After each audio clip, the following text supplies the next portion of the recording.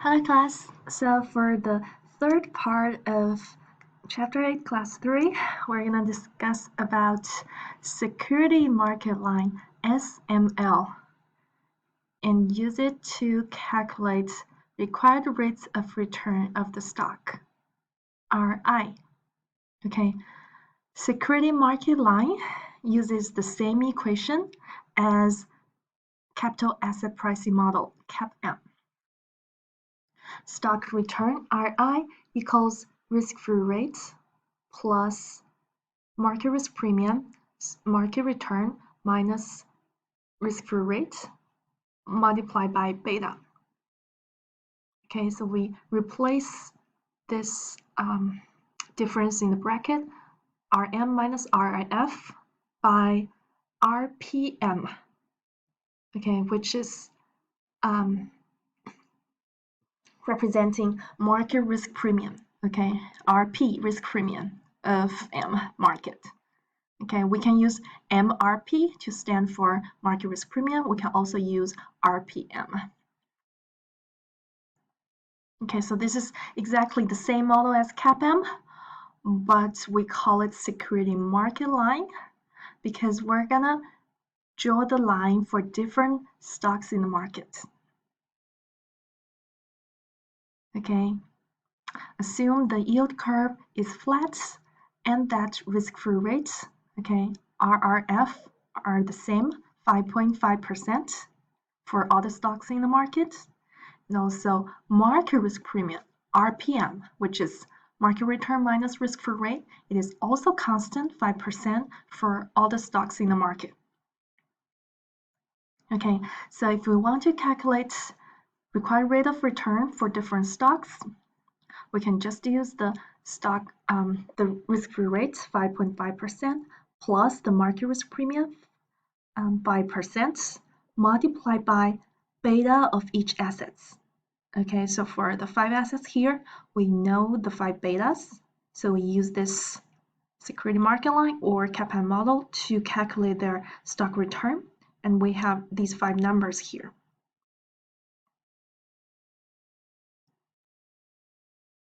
Okay, and for the stock return we estimate from the model, we call it RI, okay, and we say this is the required return of the stock, or CAPM estimated required return. Okay, these 5 numbers are estimated by using the model, the required return estimated from SML or CAPM. And we compare these model estimated required return to R hat, the expected return. Okay, remember how we calculate R hat? We use the expected return of the assets in each economy scenario multiplied by probability in each scenario to get this R hat. This is the true return based on enough information in the future. Okay, if we know exactly what the stock returns are gonna be in the future in each different economy scenario, we can get this exact expected return easily. Okay, but if we don't know enough information about the future expected returns, the only way we can do is to use SML, okay, or the CAPM. We run regressions using historical data. We get the beta first for the assets, and then we use the estimated future risk-free rate and market risk premium and the estimated beta to calculate the model estimated required rate of return. Okay, so these two returns are different. One is estimated from the model, another one, R hat, is the true return. Okay, and we say R, the estimated return from the model, is going to converge to R hat, the true return. Okay, that's why when R is lower than R hat, in the case for high tech, we say high tech is undervalued because we think the estimated return R is gonna converge to the true return R hat. Okay, R is gonna go up in the future. For the markets, R hat equals R, so we say it's fairly valued. For US rubber, the model estimated return R is going to converge to the true return of the asset. Okay, it's going to go down in the future, so we say it's overvalued.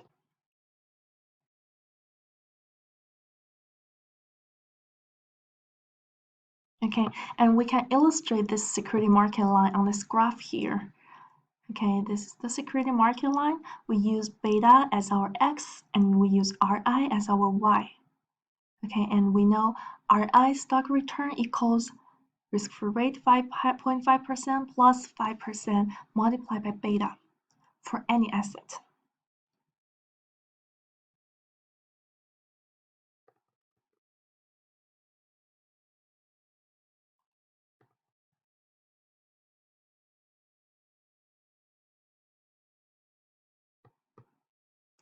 Okay, so we can see here we have different assets we mark along the line. Okay, we can see the first case is treasury bill.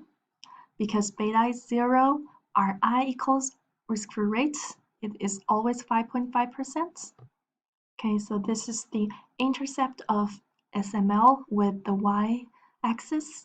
When beta is 0, we have this point here that Ri equals RF 5.5 for treasury bill. Okay, for case 2, it is when for the markets portfolio, when beta is 1, Ri equals risk-free rate plus Rm minus Rf, and it becomes Rm. Okay, when beta is 1, we have this Rm, Ri equals Rm here, 10.5 for market portfolio. Okay, for high tech, beta is larger than 1, so Ri is larger than Rm. Okay, high tech is here, beta is larger than 1, so Ri becomes larger than Rm. Case 4, collectibles, beta is negative, so Ri is smaller than Rm. Okay, collectible is here, beta is negative, so Ri, okay, is smaller than Rm. Okay, so here is the security market line.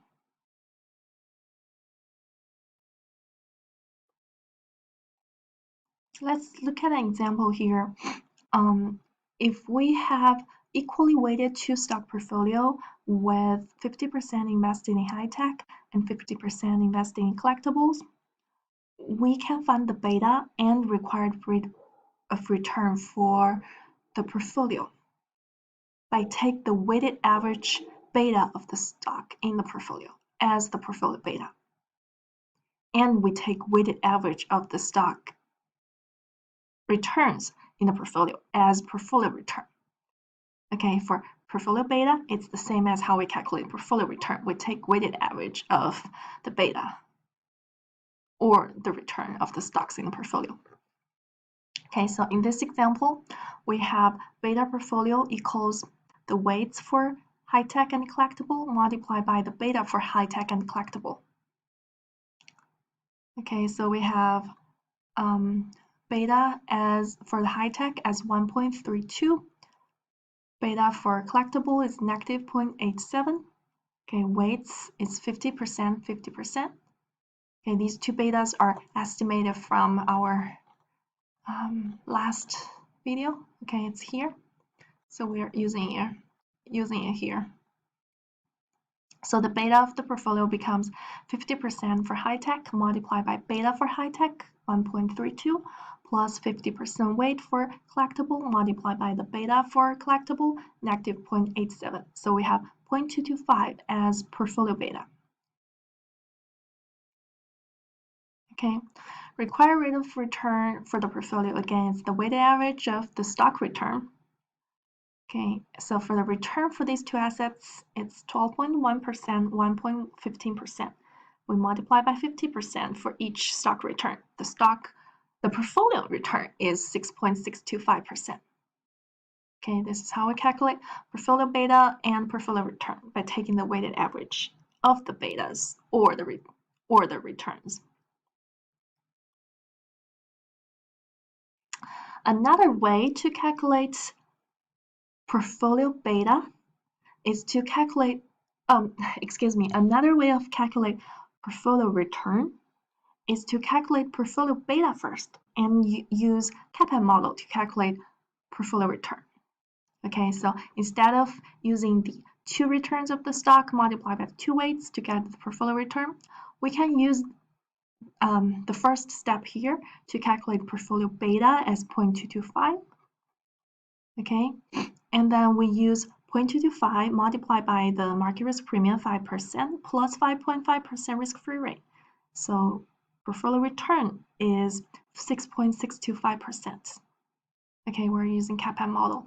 This is the same as the portfolio return as here. Okay, so here is the third part of Chapter 8, Class 3. Okay, we talked about SML and we talked about how we can calculate portfolio beta and portfolio return. Okay, in the next videos, we are going to talk about the factors that change the SML.